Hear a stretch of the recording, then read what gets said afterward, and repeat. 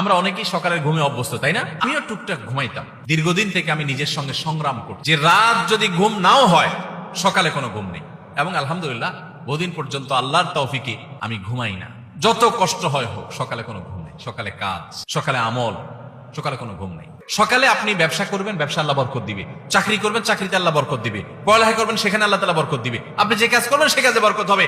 আর যদি ঘুমায় থাকেন, তাহলে অলসতা বরকত হবে। জীবনের বরকত ধ্বংস হয়ে যায়, প্রোডাক্টিভিটি নষ্ট হয়ে যায় এই সকালের ঘুম। আমাদের দেশে বেশিরভাগ মানুষের অভ্যাস এখনো সকালে ঘুমানো, ঠিক না বেঠিক? শহরে তো শহরে, এমনকি গ্রামে এখন মানুষ সকালে 9টা 8টা 9টা পর্যন্ত ঘুমায়, ঠিক না বেঠিক? আমি পৃথিবীর অনেক দেশে দেখছি যে ভোরে সকালে দোকান খুলে ফেলে তারা। আর আমাদের দেশে অনেক দোকান আছে 10টা 11টা আগে খোলে না। কেন? কারণ পাবলিক সব ঘুমে, দোকানদার খুলে কি করবে? অনেক উন্নত দেশে আমি দেখেছি যে সন্ধ্যার পর রাস্তাঘাটে আর গাড়ি ঘোড়া নাই, তেমন ফাঁকা হয়ে গেছে, মানুষ ঘুমাইতে চলে গেছে। আর আমাদের দেশে রাত 8টা 9টা মানে সবচাইতে পিক জ্যামের টাইম, কারণ পাবলিক ঘরের গুলো সব বাইরে হয়ে গেছে। আর ভোরবেলা ফজরের পর রাস্তা ফাঁকা ফাঁকা, কারণ সব নাকটাই না ঘুমাইতেছে।